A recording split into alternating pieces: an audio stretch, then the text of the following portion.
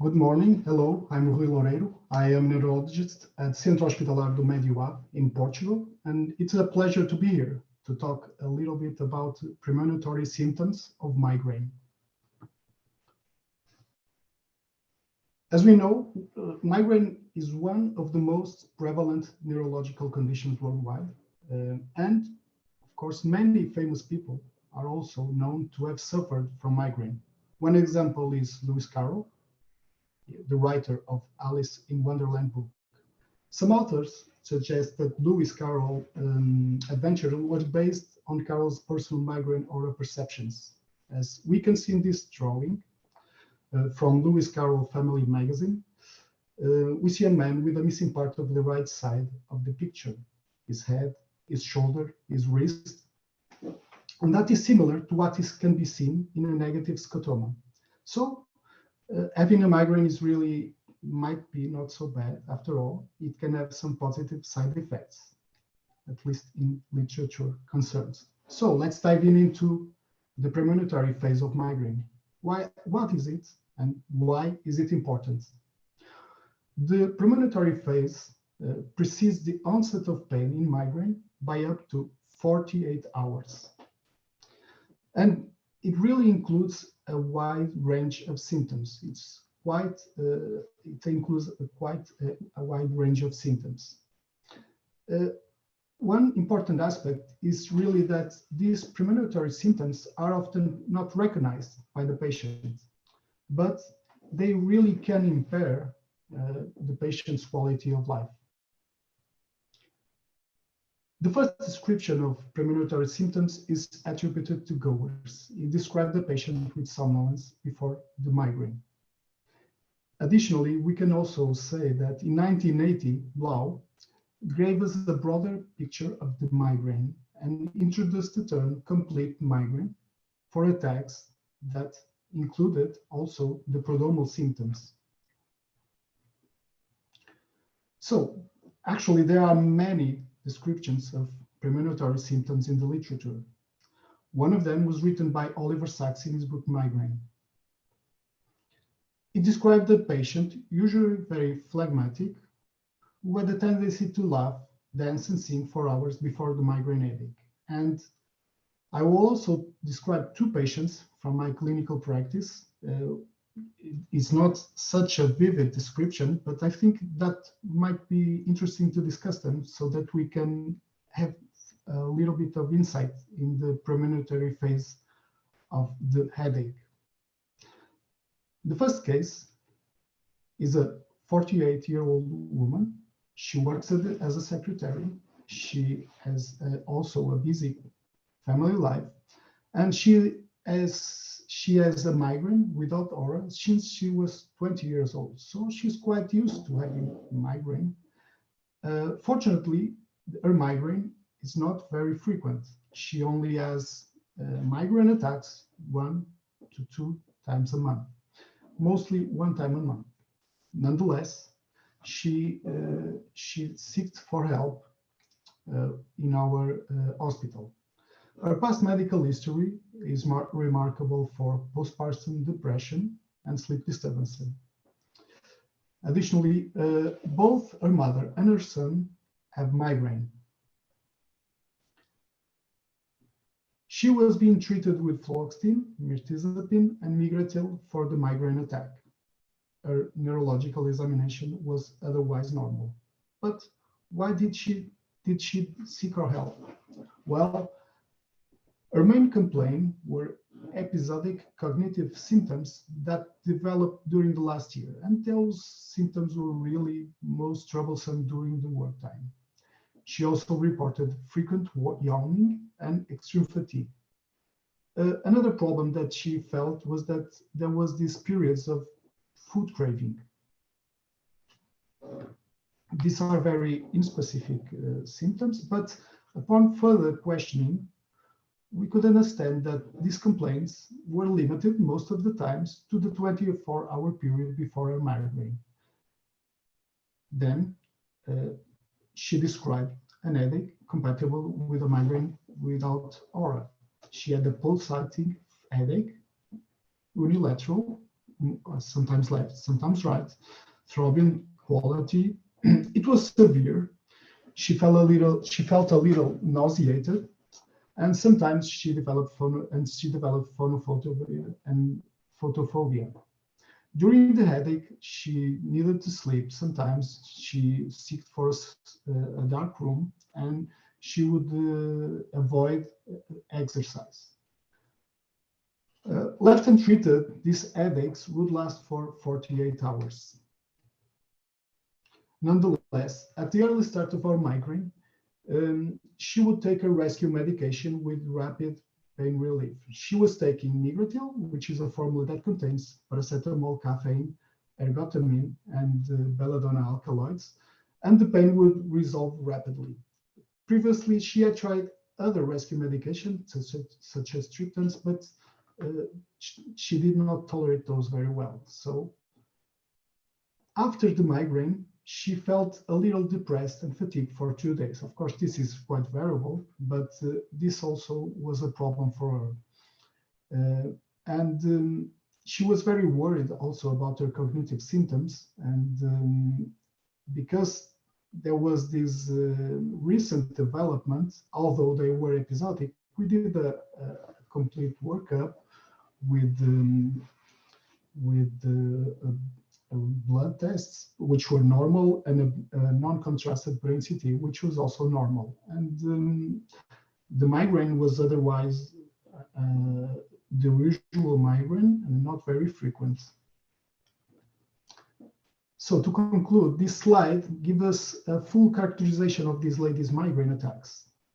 In summary, her migraine was preceded, at least in our interpretation, by premonitory symptoms, which caused really a great impairment at her work and were not clearly recognized as such.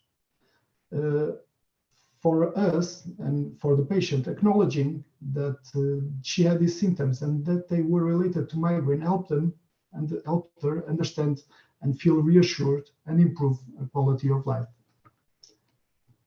I will move to the next case, and this next case is from a young man, a young engineer, also very active. He's 31 years old.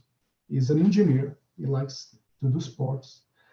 And since he was 24 years old, he had complained of a migraine. He had a migraine without aura. And this episode, and infrequently, he also had visual aura with his migraine. He had a frequency of migraine attacks of around 4 times per month, and this in fact was troubling him. This and another question that he brought to our minds. We understood that he had also an unremarkable medical history. He was taking as rescue medication Migratil, and his mother also had an history of migraine. His neurological examination was normal. Besides the migraine, he also reported that 48 hours, 24 hours before his migraine, he felt very uncomfortable. He would develop stiff neck, a huge sensitivity to light and sound. He's an engineer.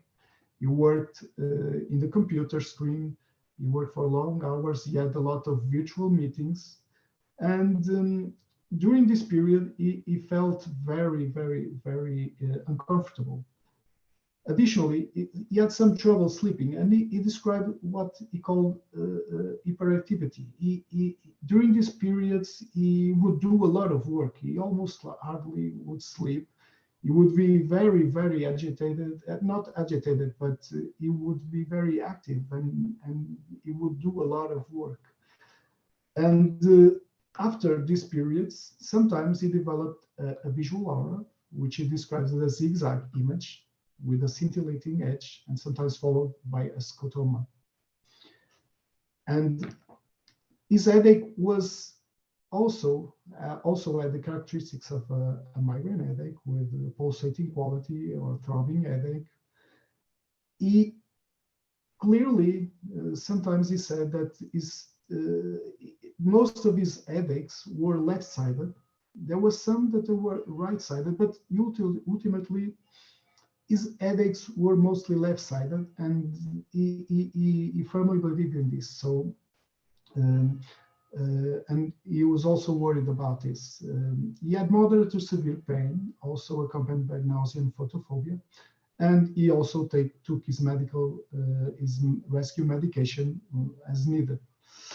So, if untreated, his migraine would last for 72 hours, but the rescue medication was effective, and it rapidly aborted his migraine headache. Migratil was treating the headache. So the time to symptom relief was not a problem for him, but it was the frequency and the episodes before the headache that was troubling him. And also, this patient really felt that after the headache, he had a period where he was unable to concentrate, which was quite important in his job, on everybody's job, of course, because he had these projects that he was working, and sometimes he felt that he was not able to concentrate. We did a full investigation with blood workup and brain MRI and angiography, and all of it was unremarkable in this patient.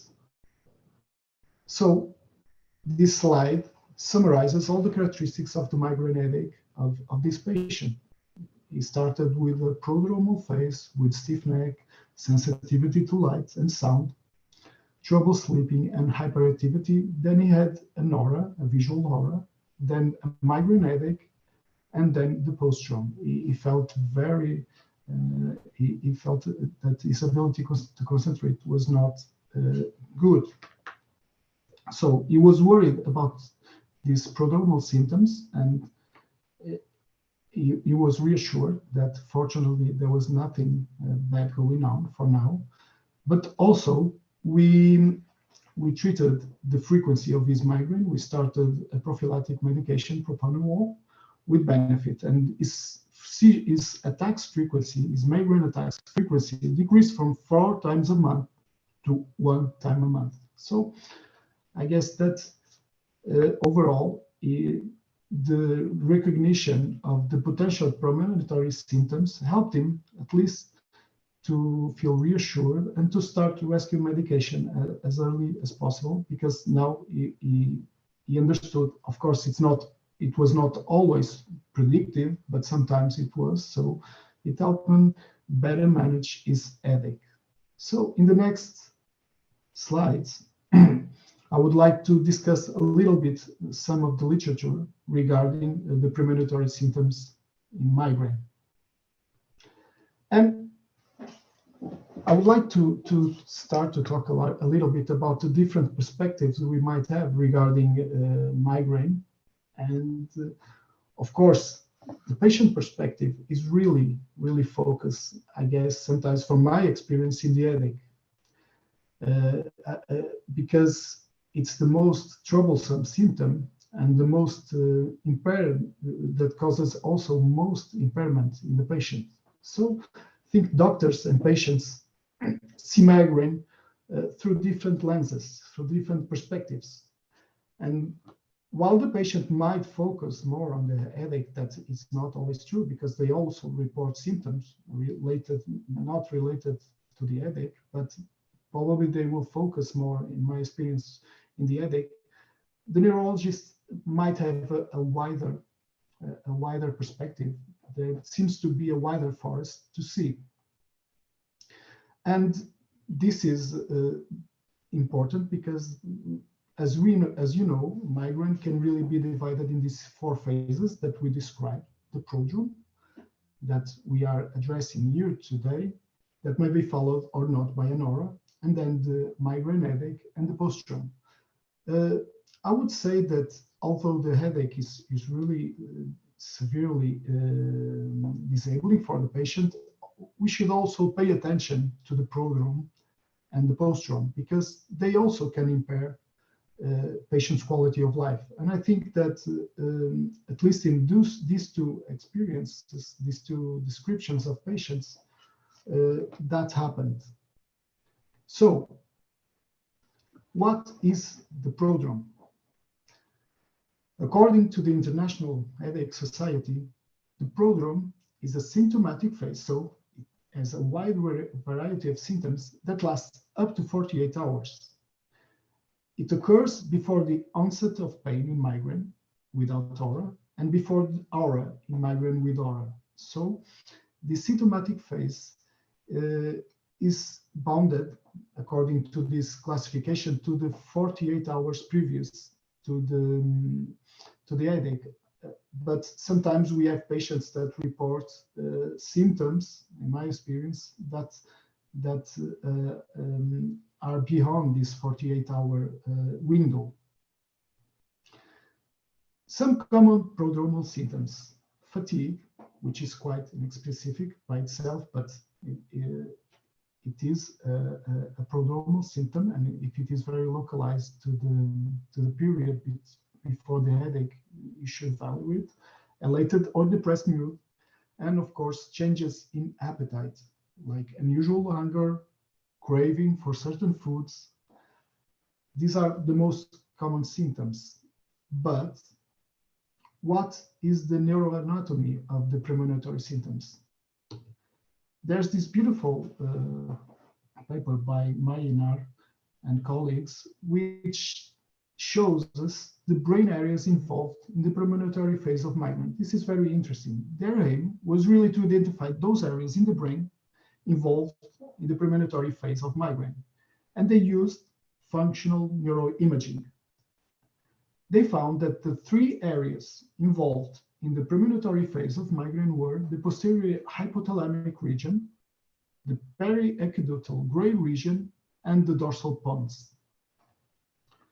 To do this, they used data from 8 patients, and they induced nitroglycerin. They induced migraine attacks with nitroglycerin, and they used the PET scan to study the premonitory phase.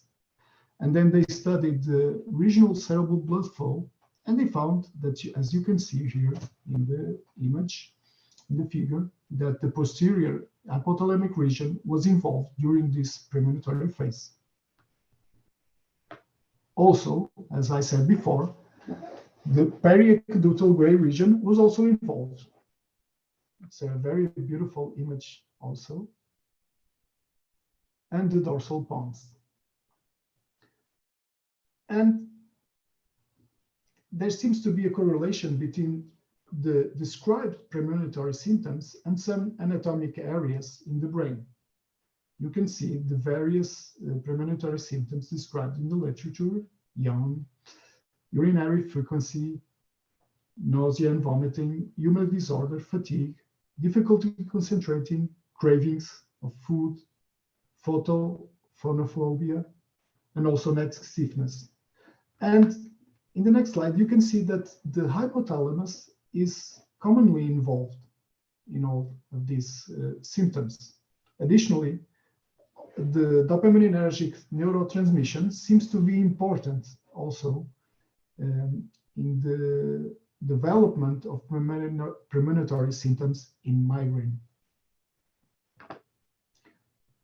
But what is the prevalence of these symptoms? There are some studies in the literature that address this question, and this table tries to summarize some studies that really try to assess the prevalence of premonitory symptoms. One important aspect to note is really that most of these studies are retrospective. This could be a potential bias due to recall bias, because patients are retrospectively recollecting the symptoms they had. So, but as you can see, they have a higher number of patients included. There are some prospective studies which solve the issue of recall bias, but they have fewer patients, as you can see. They used also a very different, all the studies sometimes use different methodology of data collection. I would point out the study by Griffin et al. That used an electronic diary. I think that was interesting study, and we will see it in a minute. So I think it's not surprising that when you try to compare the different studies regarding the prevalence of premonitory symptoms, that it can be quite variable. Of course, I think it relates with the study methodology and the data collection methodology.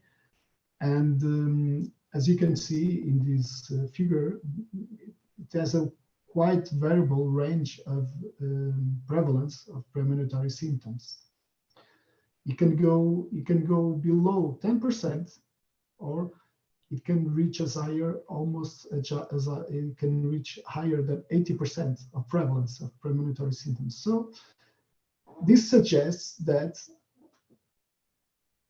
in our patients, probably, at least in my patients in the daily day, I should be more active asking about these symptoms and trying to understand better what impairment those symptoms cause in the patient's lives. 80% is really a high figure, and of course, by itself, it doesn't mean nothing. It's also important to understand in every patient what is the impairment it causes in his life, and also to help the patient to understand that, in my opinion, recognize this symptom and address it. Next, I will discuss some studies from the literature. I selected some studies so that we could share some data regarding the premonitory symptoms in migraine. This study included more than 4,000 patients, almost 5,000 patients with migraine. It was done in China, and the authors addressed and aimed to evaluate the prevalence and characteristics of premonitory symptoms in migraine. They did the study between 2014 and 2019, and they found, surprisingly, as you can see here, that 21.5% of the patients experienced at least one premonitory symptom. So this figure doesn't seem very, very high. They also found that, as we saw before, that the most frequent symptoms were neck stiffness, dizziness, yawning, drowsiness. And also, they studied the factors associated with the premonitory symptoms. They found that our depression, photophobia, family history, coffee, and physical exercise, among others, were really associated with these premonitory symptoms. Another study, this is from Giffen et al., this is a prospective study, included 120 patients, but only 97 of the patients provided usable data. They used electronic diaries, and they asked the patients to record all non-headache symptoms before, during, and after migraine. This was a prospective study and tried to address, of course, this study did not have the problem of the retrospective studies, so the recall bias problem, and it was quite well designed. They found that premonitory symptoms may predict the migraine headache. So 70% of the diary entries with premonitory symptoms correctly predicted the headache. Of course, as you can see, I would interpret this as it's not always the case that if you recognize the premonitory symptom, you would have a headache. But it's quite interesting to see these figures, and that really makes us think of the importance of recognizing these symptoms. Giffen et al. Found that the most frequent symptoms were really to feel tired and weary, difficulty concentrating, more than half of the patients, and stiff neck. He also found that subjects would function poorly in the premonitory phase were the most likely to correctly predict this migraine. So a quite interesting study. Another study, which was a cross-sectional study, involved more than 2,000 people. they included 1,714 persons, and of those 2,223 had migraine. So they aimed to characterize premonitory symptoms in migraine with this cross-sectional study, and they found also a high figure for premonitory symptoms. They found that 77% of the patients had reported these premonitory symptoms. The mean number of premonitory symptoms for each patient was around 3. So that means that there's, even within a patient, there's more than one, there may be more than one premonitory symptom. So it's quite variable, and within the patient also various symptoms may be present. In this study, yawning was the most commonly reported symptoms. They also addressed gender differences in this population regarding premonitory symptoms, and they found that women had a higher prevalence of premonitory symptoms in comparison to men, and also women had a higher number of different premonitory symptoms in comparison to men. So regarding the premonitory symptoms,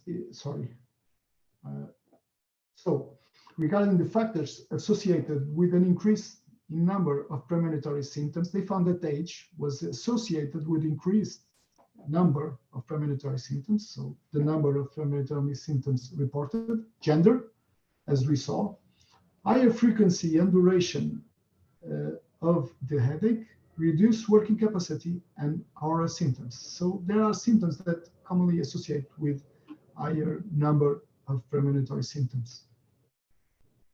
In this study of premonitory symptoms that included more than 800 migraine patients, they documented the frequency, duration, and types of premonitory symptoms. So they looked, among other aspects that we saw before, they looked at the duration, and that's what I will talk about. So how long did the patients report this? What is the duration of the premonitory symptom? And they found that this distribution, as you can see, it can last more than 12 hours in 13% of the patients, but also most patients really report that nearly half of the patients report that the duration is less than 1 hour of these premonitory symptoms. But if you consider the timeline, the duration at up to 2 hours, you see that almost 60% of the patients report the duration of up to 2 hours.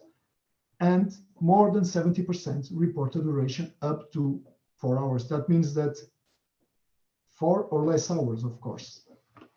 So I think that it is important that to look at these figures and see that if these symptoms are bothersome and if they last most of the times, they last less than 2 hours, I would say in 70% of this population, at least in this study, but they can last for more than 12 hours. So they might cause an impairment. And I think that maybe the premonitory symptoms is not sometimes the focus of the patient because he wants to be pain relieved, but it's quite important because it also can cause a significant reduction in his quality of life. So I conclude my presentation, and I would like to say that the premonitory stage of migraine occurs before the onset of migraine headache, as we saw by the definition also of the International Headache Society. And some studies suggest that it might predict the headache onset.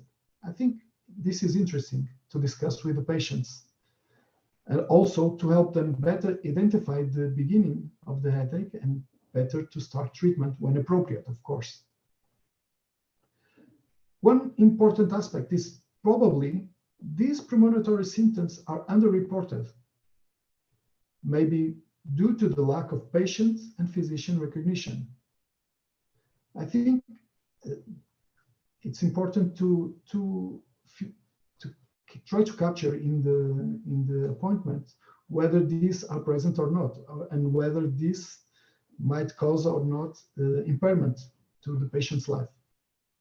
And also, as you saw, as a concluding message, is that symptoms during the premonitory phase include a wide variety of symptoms. They might be cognitive, they might be mood changes, might be changes analytic, or might be homeostatic changes. So it's a quite variable picture that we have. And some of them are more florid, like Oliver Sacks' description, and some of them are more day-to-day basis, like the ones I brought here today to discuss with you. So thank you so much for your attention.